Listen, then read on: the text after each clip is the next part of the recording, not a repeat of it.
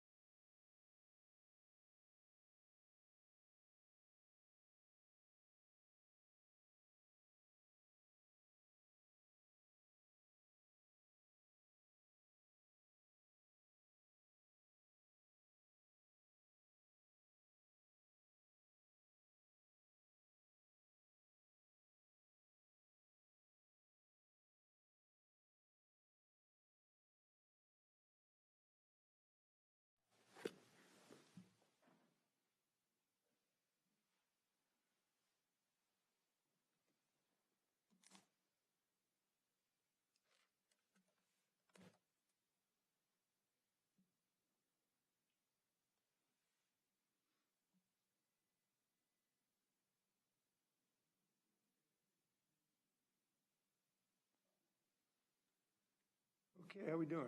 Ready when you are. All ready? All right, good morning. Today we are announcing a package of decisions that will continue to protect the health and lives of Washingtonians, including a 3-week extension of the current restrictions, as well as an economic aid additional package to help the people who are having difficult times as a result of these restrictions. This is because we remain concerned about COVID activity, and we still do not have a clear picture of the situation following the Thanksgiving weekend. So it is a 3-week extension.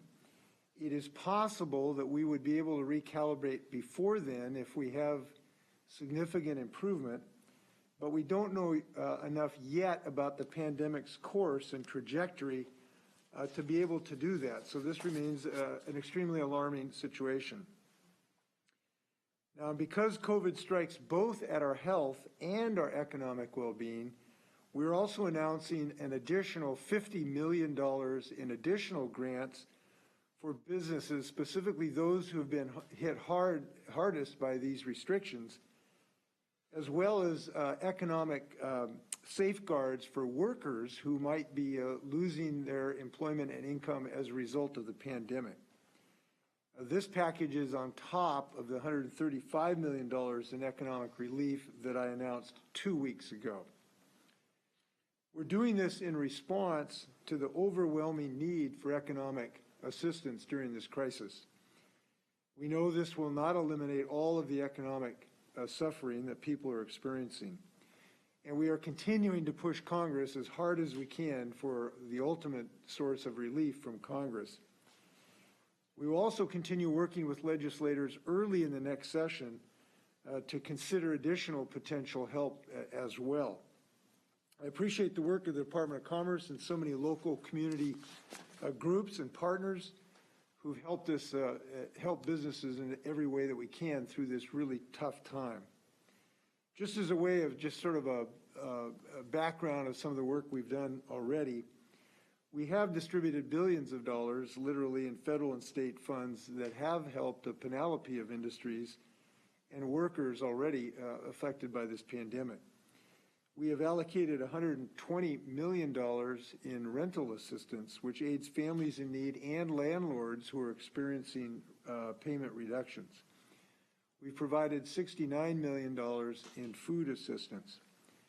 We've provided $15 million for energy bills for low-income households, $164 million for child care services, and $510 million to local governments and communities that have produced their own business innovations that have provided wraparound services to individuals, and business grants that have supported Main Street across the state. These rounds of business grants have helped keep a number of entrepreneurs afloat and workers on the job. We prioritize industries that have been hit hardest, restaurants, fitness centers, and bowling alleys, or that have experienced significant cumulative impacts like music and event venues. This additional $50 million will be directed to those that are affected by our recent directives. I've met personally with some of the business owners who've been able to benefit through these troubled times. I know how hard it has been for so many, especially as we head into the holiday season. And I realize that this amount is not going to solve everyone's problems associated with this pandemic. But I'm grateful we've been able to do $50 million today so we can get that out the door as fast as humanly possible as we continue to look for additional options for these hard-hit businesses. We have Department of Commerce has been very active in this, and I'd like to turn over to Lisa Brown, our Department of Commerce Director. Lisa. Thank you, Governor. Very much appreciate the announcement today of an additional $50 million. As you noted, this is an incredibly challenging time Lisa? for businesses and employees. $50 million will allow us to double the number of businesses who will receive grants. For this current round of Working Washington grants, we have already received 16,000 applications, and there are thousands more that have begun the application process.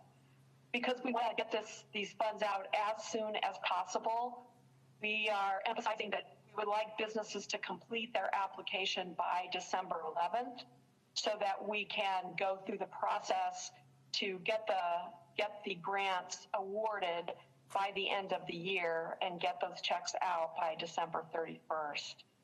I wanted to also note a shout out to those who are helping us in this process. Washington State University's Small Business Development Center has put 24 people on board answering email and phone call to provide technical assistance.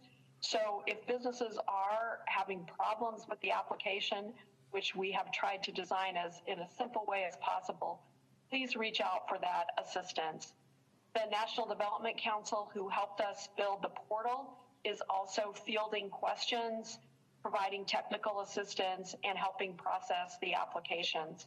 And furthermore, we have a network of nonprofits around the state, our business resiliency organizations like Sister Sky in Spokane that supports Native American businesses, the Latino Community Fund in Central Washington that are also providing assistance to businesses in their communities to assist them in getting their applications in. As the governor mentioned, the priority for this round of funding, and this round of funding will have $100 million total, will go to those businesses that are being affected by these current restrictions. So we know that restaurants, breweries, bars, yoga studios, those types of facilities, music venues are most hard hit, and we will prioritize small businesses in every corner of the state, particularly in those most hard-hit areas. And then finally, I just want to add, as the governor mentioned, that this is not just a Washington state challenge, it is a national challenge. And we are very hopeful that there is action by Congress that will allow us to take further steps for our employees and our small business owners.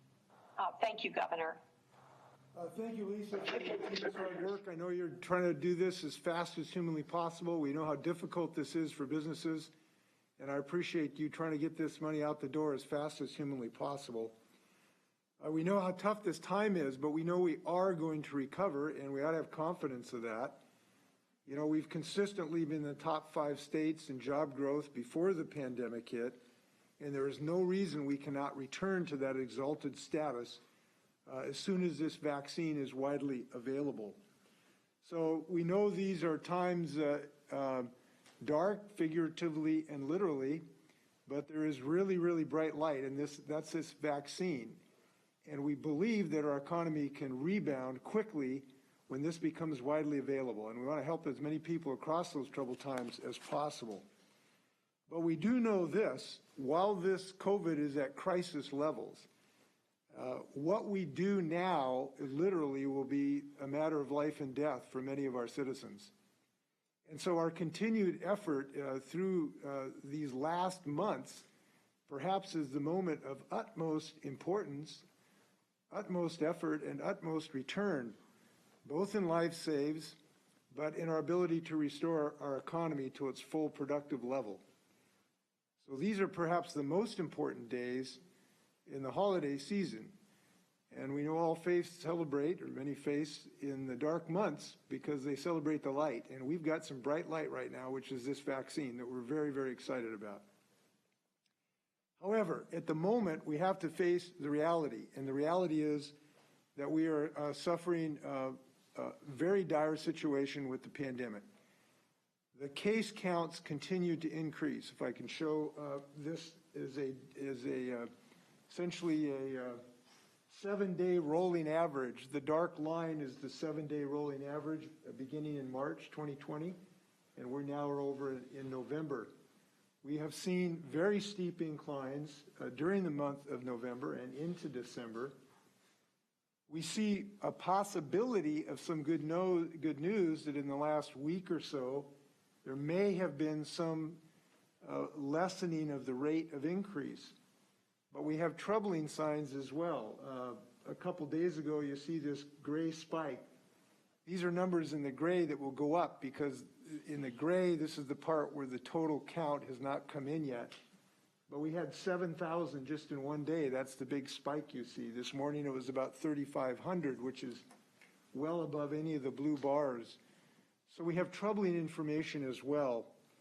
And the challenge for us is that we have not been able to get far enough post-Thanksgiving to find out whether or not we are having some degree of success restraining this beast. It's too early really to tell. And as I've said, there are some troubling signs like these big spikes we have seen in the last few days. So unfortunately, hospitalizations also are increasing. We're showing the numbers here of hospitals. We're now at 1,094 of confirmed COVID-19 patients in our latest date. That is extremely troubling because it's about 80% of our ICU beds are occupied. And so nearly 1,000 Washingtonians are in intensive care across our state right now. Medical workers are becoming overwhelmed, and families of the patients are now meeting our hardworking folks in hospitals who are exhausted from the former months. So we have a very difficult position because right now we have to understand that even if you're not a COVID patient, this crush in the hospitals can affect your treatment. I'd like to show you some of our projections about our hospital capacity. What we're doing is trying to project what kind of capacity we will have if the COVID pandemic continues. I'm going to show you two projections under different potential scenarios. The first projection in this solid black line shows bed occupancy for our hospitals. And the gray line as it goes up basically is a projection essentially if the numbers that we had last week were the rate of change would increase or would remain the same. We call that you've got the moderate case up here. Could you show the worst case right now? Okay, we're going to start with the worst case, so we're going to work on the optimistic level.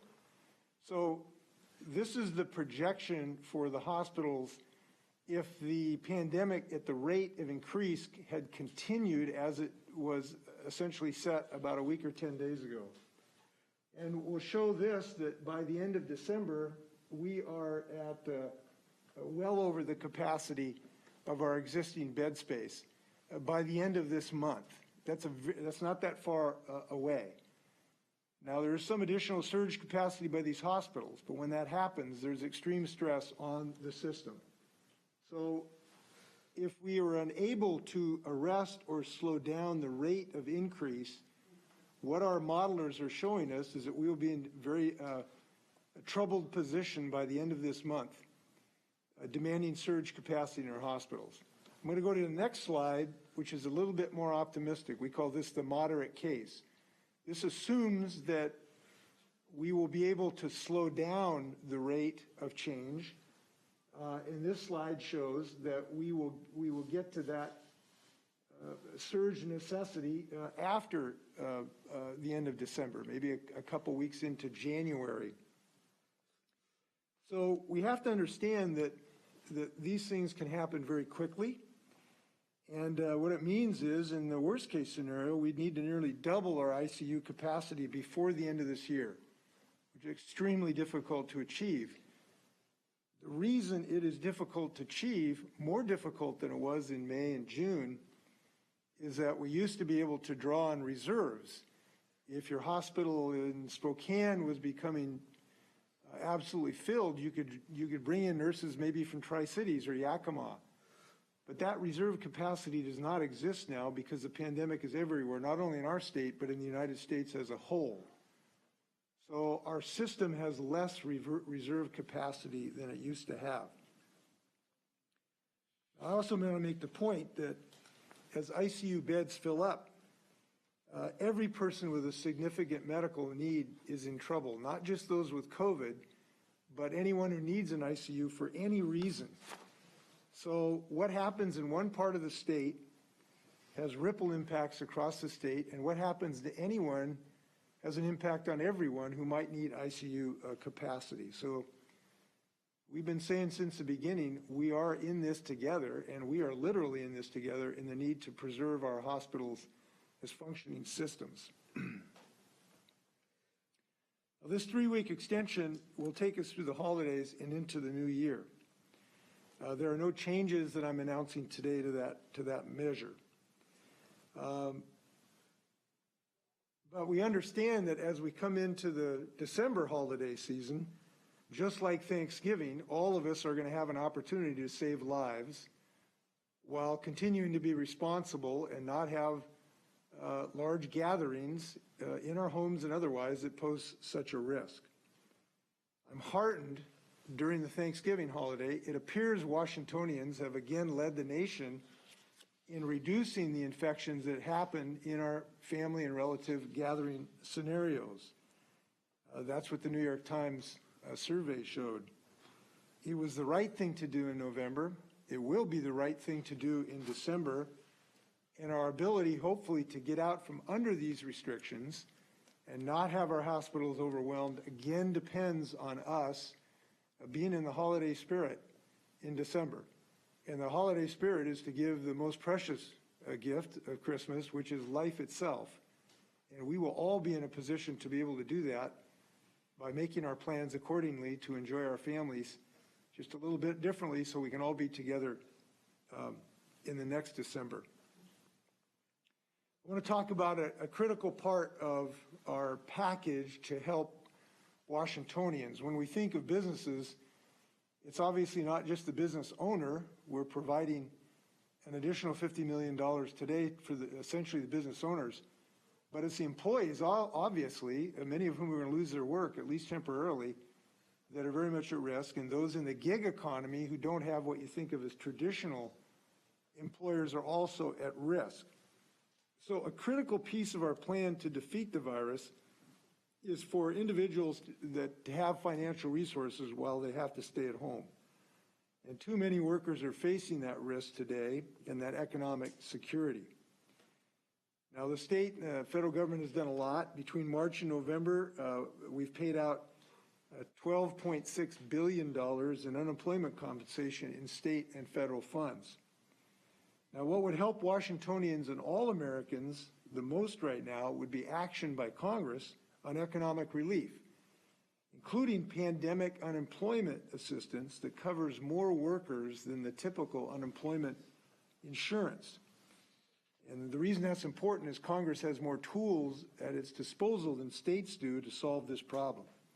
So we are watching congressional negotiations very closely, and we're in constant contact with our congressional partners. We're hoping that Congress can make a bipartisan agreement before the end of this year, but Washington is preparing if they do not.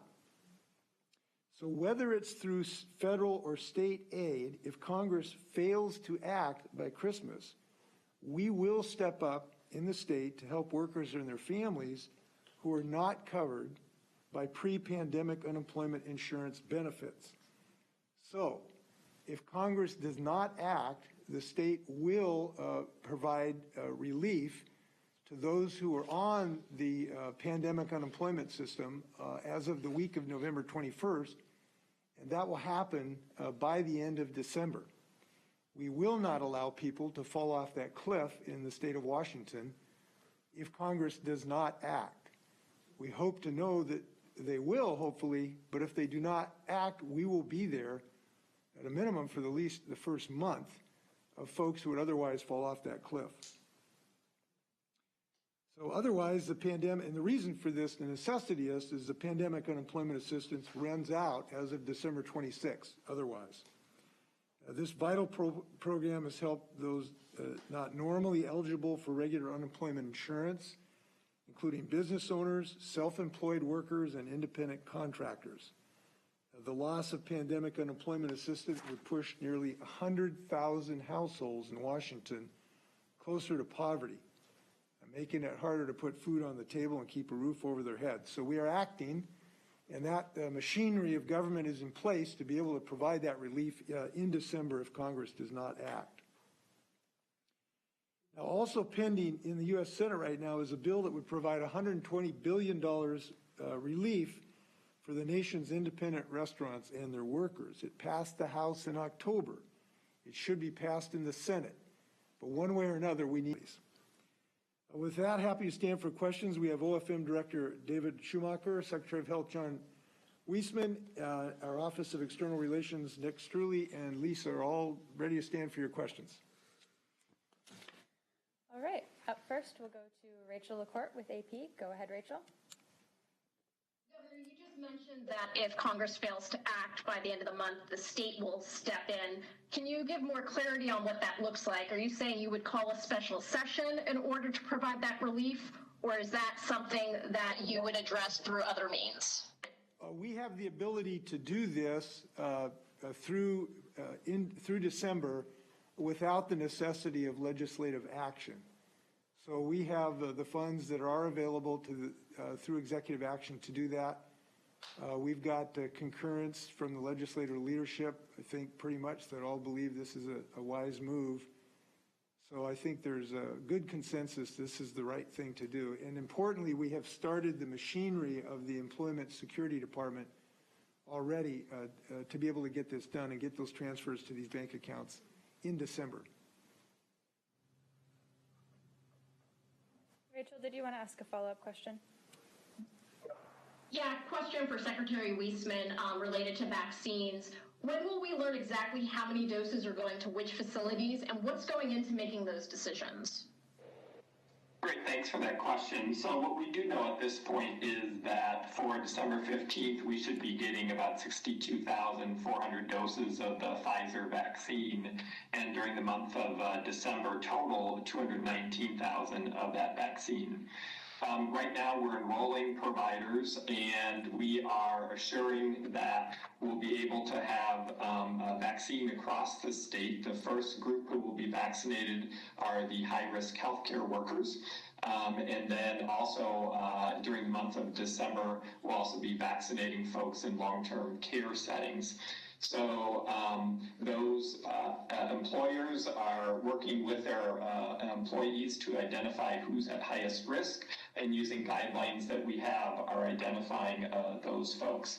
So we will be making final allocations later this week and next week into which places they will go. It's important to remember there are over about 300,000 healthcare workers who fall in this high-risk category is our estimate. And that includes not just doctors and nurses, but also other support staff who are providing care to these individuals. So it's going to take us, a number of weeks to be able, and into January, to be able to get through to all of those folks. Up next, we'll go to Essex Porter with Cairo 7. Go ahead, Essex. Yes, Governor, you noted the necessity for that pandemic unemployment relief. Are you asking Democrats in Congress to go ahead and pass the stimulus bill even with the liability protections for corporations so that relief will come to Washingtonians? I'm not giving them direction of the specific compromise, but I'm urging them to find a solution to this problem, and that is extremely important. And I'm confident in the leadership of the Democrats who care about these working people to find a solution to make that happen. All right. Did you want to ask a follow-up, Essex? Yes, to the Governor and to Secretary Weisman. Will schools be able to finally open in January, at least for the youngest students? So we think there is increasing reason to be optimistic that we can open on-site instruction, sometimes in a hybrid model, in a way that is safe. And that increasing confidence comes from a combination of the experience that we've had with some of our schools that have been having on-site instruction, also in other nations, and also some of our modeling that we've looked at from the Institute of Disease Modeling. So we think there's increasing reason to believe that we can do this safely. But if we do this, we have to do this in a way that has a very secure hygiene systems to make sure that everyone is protected, students and educators and parapros and bus drivers and cooks and everyone else, to make sure that the right protocols are followed to make it as safe as humanly possible. So we're having talks this week with varieties of the community to get advice about that, of superintendents and educators and the PSC folks and the PTA, to get their advice about what that would look like. We also believe that if school districts, of course this is a local decision, we are not mandating this, we're giving recommendations, that starting with the earlier grades is the highest priority, because obviously these are the children who have most difficulty for remote learning. And so many places have started with the early grades with considerable success. So we think we're heading in that direction, but we have some work to do to make sure we can do this safely. If you ask educators to go back in the classroom, we want to make it as safe as possible and make sure the districts actually do their job to keep it as safe as possible. All right, up next we'll go to Jim Camden with a spokesman review. Go ahead, Jim. Yes, I'm wondering that $50 million that you announced today, are those grants or loans, and do they come with restrictions for the businesses, like not being able to lay off employees or furlough employees? Lisa, do you want to answer that? Sure. These are grants, and they are unrestricted except for the business demonstrating that they're in the industries that are most affected by the current restrictions. We know that they have fixed costs and expenses, and so these grants will be available for them to be able to mitigate the cost that they're experiencing during the shutdown. The logic behind this is these businesses have a lot of variable costs that they may not have to incur when they're not open, of wages and food purchase and the like. But obviously they have fixed costs of leaseholds and insurance and other matters that this is designed to help them with. All right, Jim, did you want to ask a follow-up question? Yes, a similar type of question. If the state does extend pandemic unemployment assistance, will it be at the same level that the federal government has, or will it be at some lesser amount? Well, it'll be probably end up even a little bit more than most people are getting and a little bit less for a few. And the reason is there's a sliding scale under the federal system. We do not have the capability to establish a sliding scale, so it'll have to be a one-size-fits-all. I'm not going to announce the number today because I don't want people putting that into their budgets today, but it will be a pretty healthy amount relative to the majority of the recipients. All right, up next we'll go to Drew Mickelson with King 5. Go ahead, Drew.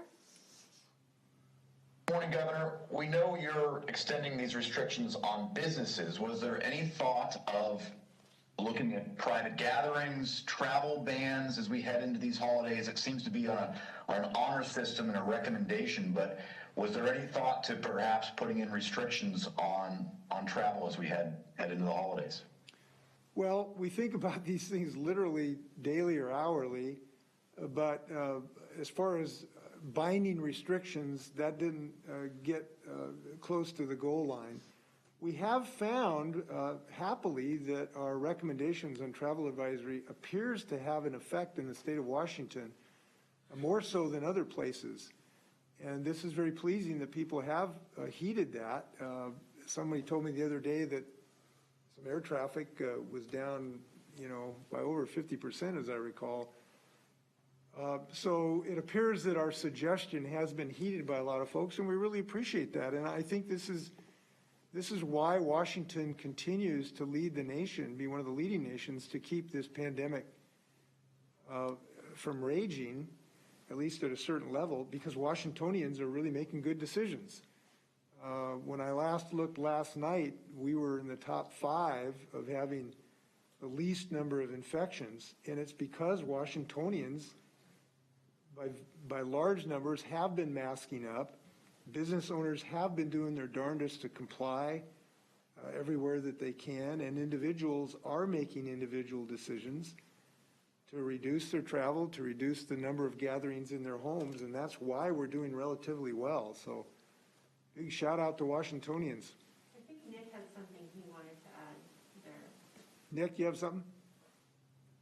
Yeah, Governor, you covered it really well, and I would just add that this is what we're talking about today is a 3-week extension of that proclamation we issued back in November, which includes a prohibition on those indoor social gatherings with people from outside your household. So our proclamation did address that concept as well, and this would be an extension of that.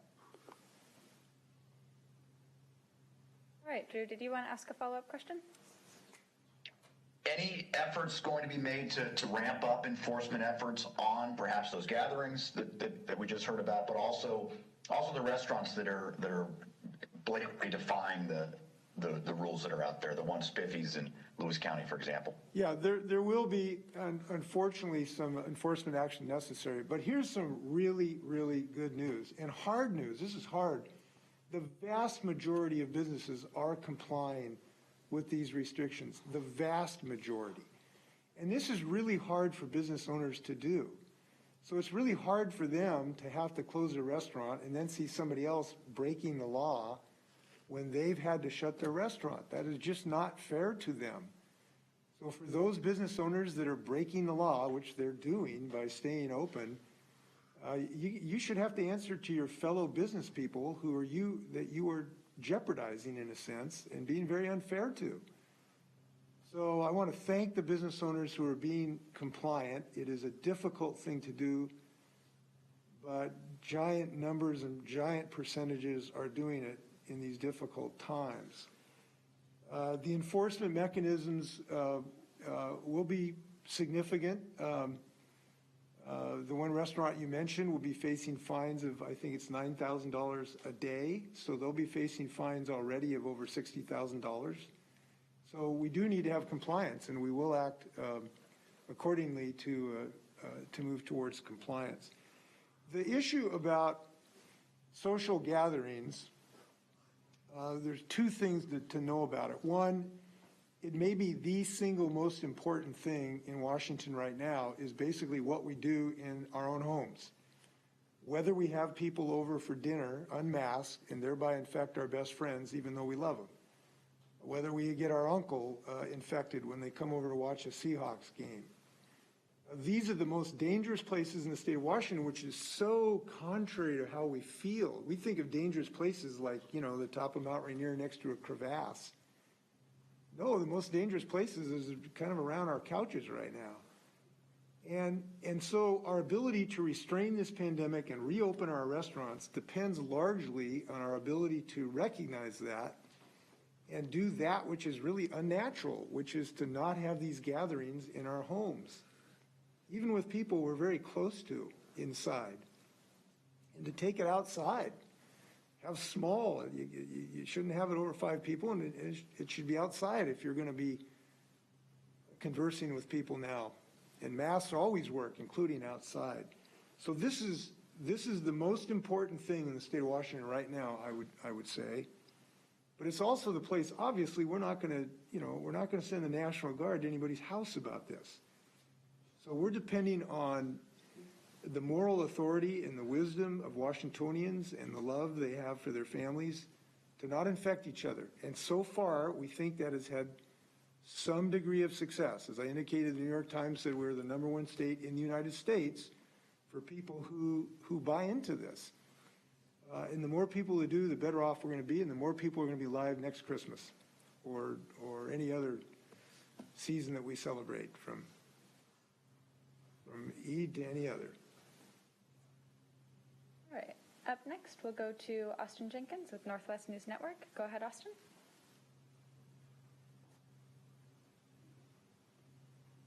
Austin, are you there? Just a second. After that, we will go to Joey Thompson with the Everett Herald. Go ahead, Joey. Governor, the New York Times has reported that the Trump administration declined to secure more doses of the Pfizer vaccine. Is this going to affect how Washington is planning on getting those weekly shipments? No, because we had not planned on getting that level of shipment, so it doesn't change our sort of suggested numbers we're going to have. Obviously, it would have been nice to have them, but it's not changing our thinking at the moment. John, do you have anything to add to that? No, I think that's correct. We know essentially what we're getting through December, and we know that there's likely to be weekly shipments after that. We don't know the volumes of those. And obviously this depends on how much is purchased, the manufacturing process. So there are many factors here. I think the bottom line of importance is that there was this appropriate response to develop these vaccines and manufacture them even while they were in clinical trials, and taking that risk that if the vaccine didn't prove, effective or safe, those vaccines wouldn't be able to be given. So I think it was a prudent approach, and now as we know what the data are and as these vaccines get approved, obviously working with the companies to make sure they can manufacture, in a safe environment and quality product as quickly as they can is the priority. So as the governor said, we've only been planning for that initial allocation and waiting for understanding of what numbers might come later. And again, we've got the Pfizer vaccine that we're anticipating here, be reviewed tomorrow by the advisory committee, or on Thursday. And then a week later, the Moderna vaccine will also be reviewed. So, hope is here. Vaccine is on the way. It's going to take a bit of time. And until then, we need everybody continuing to practice these safe practices and keep everyone healthy. John, do you want to talk about the Moderna numbers? I'm not sure we shared those. Yeah, so at this point for December, assuming the Moderna vaccine is approved, which, we need to wait for that to happen, we would anticipate about 182,000 doses of the Moderna vaccine by the end of the year. And again, both of these vaccines require a two-dose administration. The Pfizer vaccine about 21 days after the first dose, and the Moderna vaccine 28 days afterwards.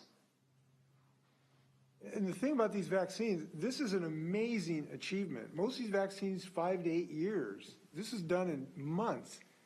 This is just a fantastic gift.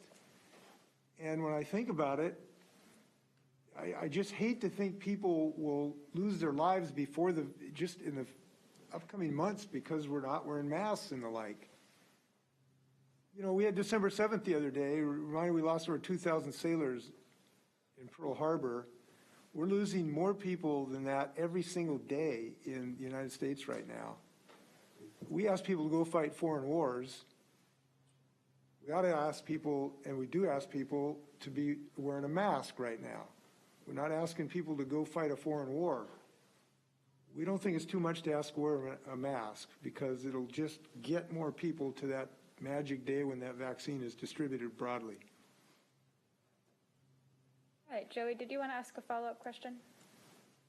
Yes, thank you. Governor, critics of your new restrictions are going to say that they haven't had the quick impact that they did in the spring, but can you or Secretary Weissman talk about perhaps some limitations in the data? Obviously, we're still seeing cases rise. In the idea of restaurants, people maybe not always telling contact tracers the whole truth. Obviously, if you're sitting across from someone you don't know, you can still get COVID, even if it's indoors at a restaurant. Can you talk about limitations and what you would say to the critics who are saying we're not bearing the fruit just yet? Well, it's a bit of a long answer, but an important one. First off, what we did last spring was dramatically more disruptive to our economy and individuals' lives than we're doing right now. We're trying to avoid much, much more devastating economic pain that we suffered in the spring. difficult as these restrictions are, they're in a much more limited number of parts of our economy than we did last spring. So we're trying to avoid that devastating and numbers of unemployment and the devastation that causes, while simultaneously being able to restrain the growth of this enough so that our hospitals are not overwhelmed. That's the goal. There's some evidence that that is bearing some fruit. As we indicated, if you want to put that up there again, if we just look at the graphs here again, I'll show you what I mean by this.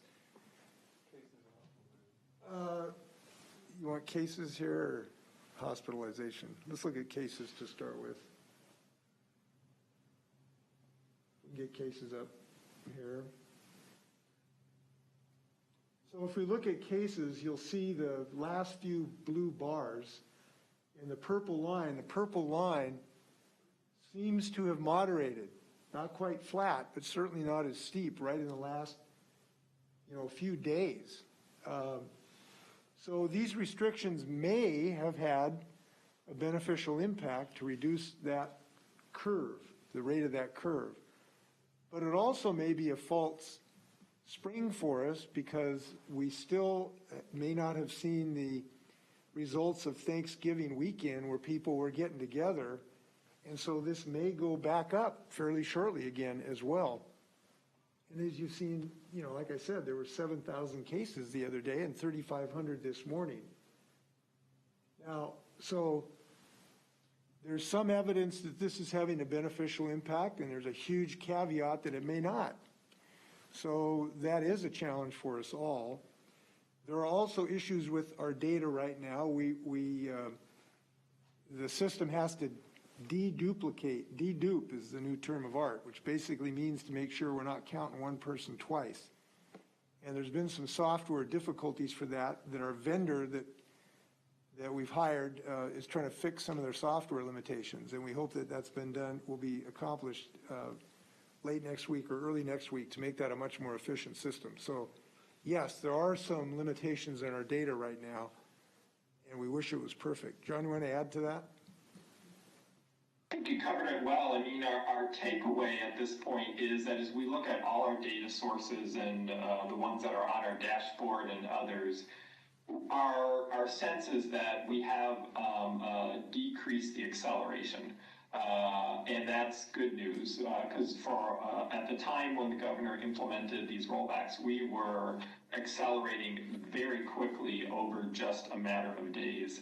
So now we need to exercise the patience of giving the data enough time to see if indeed we are approaching a plateau or not.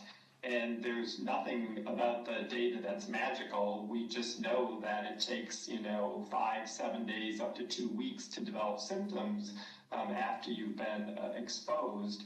And so as the governor said, Thanksgiving has not yet been essentially 2 weeks in our past in terms of that holiday weekend. And so we are watching every single day the data as they are coming in to just see what impact any travel that people might have done or gatherings they might have had have any impact on this. So we're seeing some positive signs that give us some hope. We'll go over those in more detail, certainly at our briefing tomorrow, on Wednesday, tomorrow, at our usual Department of Health briefing. If I may just discuss the difficulty of these decisions, we're going to know more on December 14th than we know today, but we thought it was fair to the restaurants and other companies to give them this advice right now because they're planning food to purchase and the like. So we're trying to balance giving people foreknowledge for planning purposes and recognizing that, we're just going to know more in the future. All right, up next, we'll go to Austin Jenkins with Northwest News Network. Let's see if we've got you. Go ahead, Austin. Okay, how about now? Can you hear me? Yes, a little bit. Hello? Yeah. Maybe not, Austin. A little bit. The question I have is just about the science behind continuing the restaurant restriction.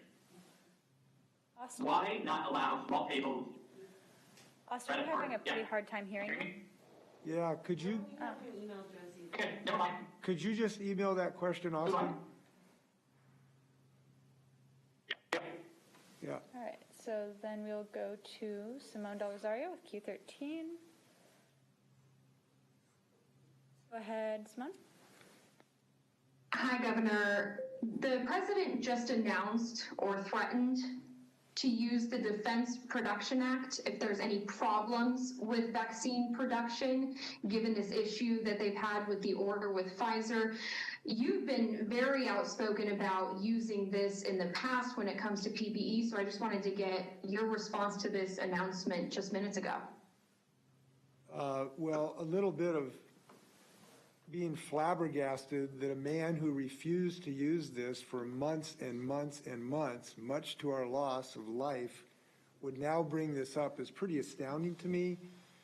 We begged him to use this for months to get PPE for our nurses, to get swabs so we could increase testing, and he told us to go fish. And now he says he's going to come to the party and act. I just have to express more than amazement, but enormous disappointment in his total lack of responsibility. That's the first thing I just have to say. I don't know the circumstances of the relationship of the federal government and Pfizer on that prospective order. I don't know what Pfizer would say. We offered it to you, Mr. President, and you wouldn't take our offer. We offered it to you and you refused our offer, and now you're using the Defense Production Act. I don't know legally how that would work. So I can't give you sort of any analysis whether it's legal or not. I just heard about this from your question, so I'll have to reserve any particular judgment. Simone, did you want to ask a follow-up question? Yes, this is likely for Lisa. How big are these grants? How much money per business is being handed out, and what is that money based on? So we announced originally grants up to $20,000. And what we want to do is see how many businesses apply and look at the total resources. And as I mentioned before, it's important that we have equity in these grants, and that is with respect to regional equity as well as with respect to small businesses that historically have received less resources or access to capital. And so we will be essentially figuring that out over this next brief period of time. And on December 11th, we'll know how many businesses have applied and how many are in those critical categories of restaurants and fitness facilities that are currently not operating. And that is our priority, as the governor said. So I can't tell you for sure. Obviously, smaller grants means more businesses can receive a grant, and larger grants mean that more will not be receiving a grant at this point in time. But I also want to just reiterate what the governor said is this is what we can do now with the CARES Act dollars we have left. That need to be spent by December 31st. If we get more information about congressional aid coming forward, either directly to businesses or through the state or through local governments, then that means that there will be more assistance out there. And we know that the governor and the legislature are considering other sources of funding should Congress not act. Yeah, and the session starts January 12th. I know there is considerable interest to see if there's additional things that could be done. I don't want to say for sure that's going to happen, but I know there's considerable interest in the legislature in that regard. All right, we've got time for just about 2 more questions. So up next, we'll go to Patrick Quinn with Como 4. Go ahead, Patrick.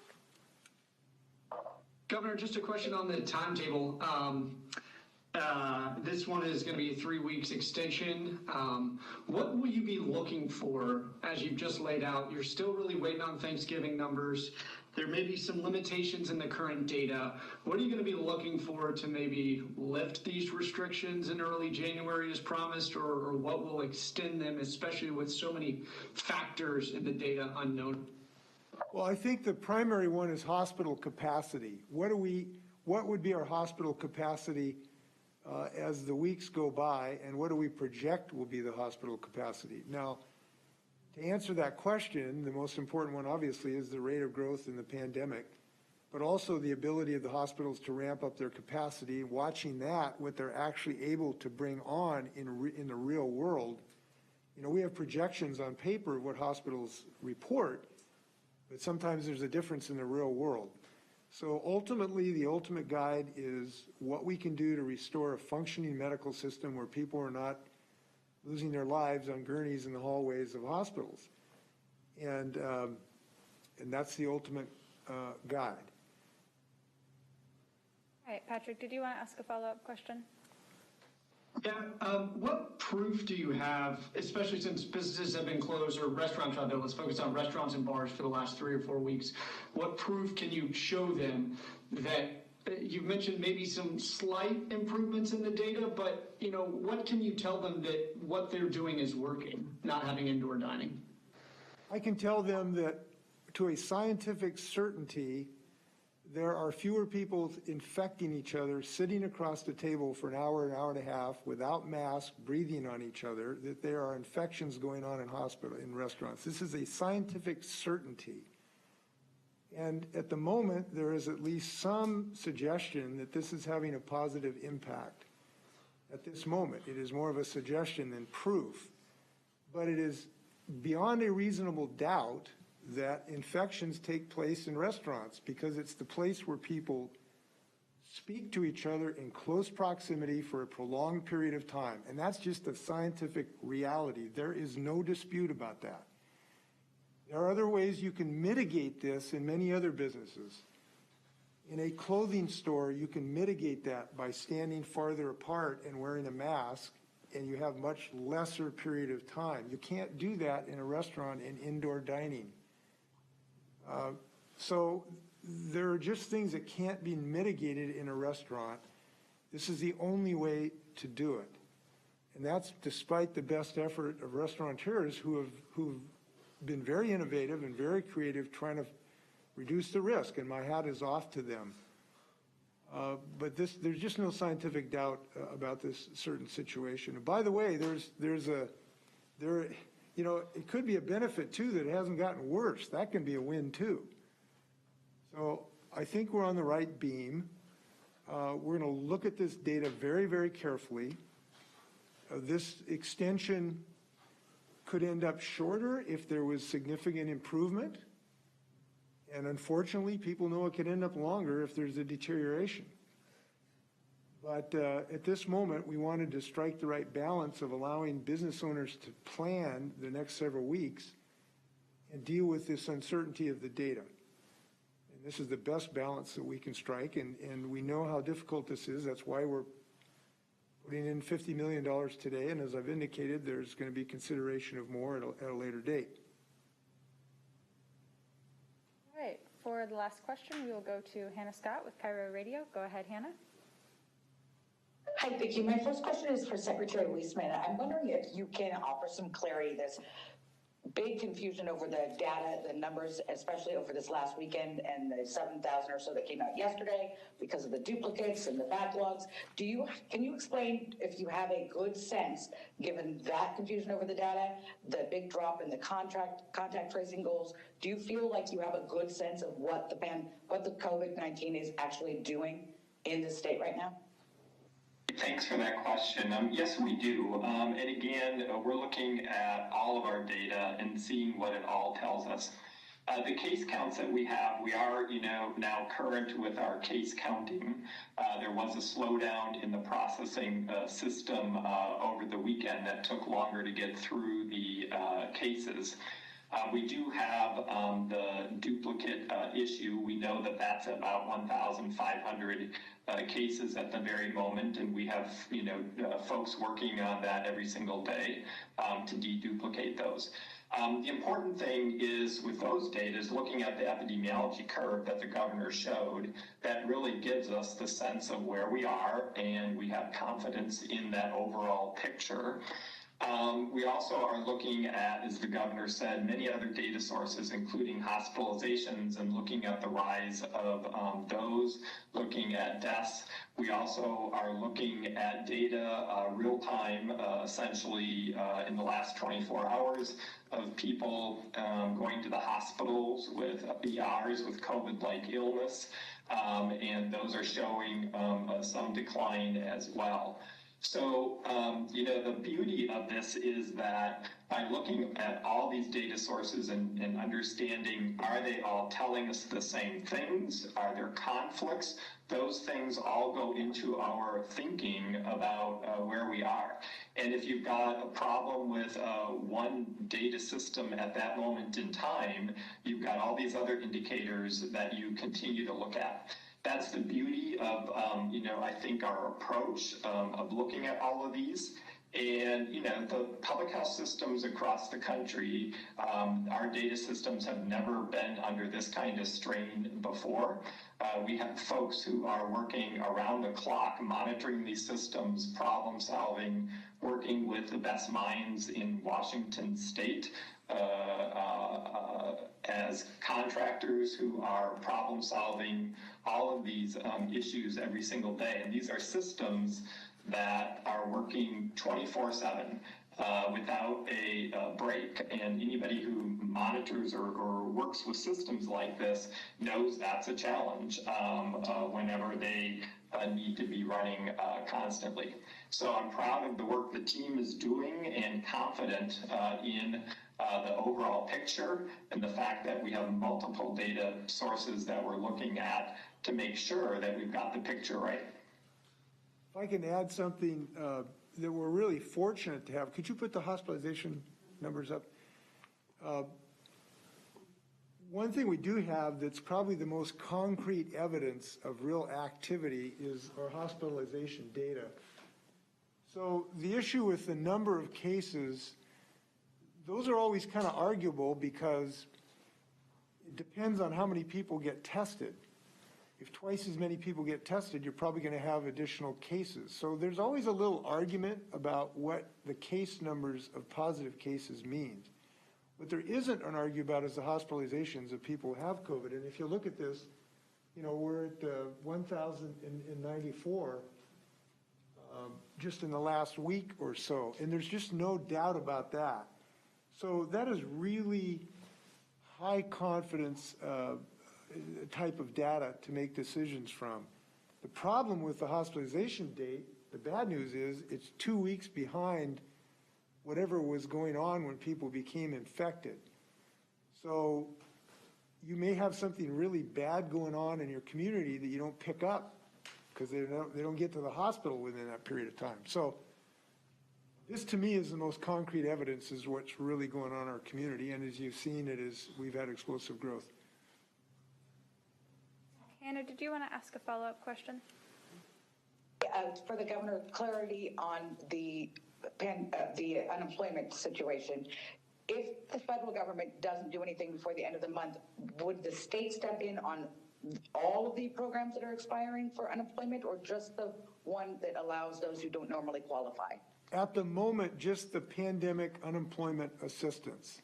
That's about 100,000 families are affected by that. That's all we think we can do structurally under this. There are some inhibitions, but that's what we can do. So we're doing what we can do, and I'm pleased by that because we want to give people credibility or assurance. We don't want to have them to worry the next 3 months or 3 weeks because Congress is unable to come up with a plan. So we wanted to give people confidence that that will be there in December for them. Yes, I want to thank Washingtonians. We are again leading the way. Over 1 million people have signed up for the WA app, cell phone data to find out if you've been in proximity who's someone positive. I don't know for sure, but just looking around, it's one of the highest rates of uptake, I think, in the United States, because we're tech savvy and we want to protect ourselves and our loved ones. So congratulations to Washingtonians. I encourage people to take a look at that. We think that can be one tool that can really help us out. With that, I want to say that this has been one of the more difficult decisions in our state facing this pandemic. We've had many in the last several months, but this is one of the more difficult, at least in my view, because of the economic strains that people are under. And we're going to do what we can to help people, as we've indicated today, and we're not done in that regard. But it is also a time of great light. The fact that we're going to have a vaccine literally in days is extraordinarily good news for our state and our people. And I hope that it emboldens us to recommit ourselves and re-energize ourselves and get in touch with the strength of our innate resilience in the next several weeks to get to that vaccine. So this is a good day for us, and I look forward to better days ahead. Thank you very much.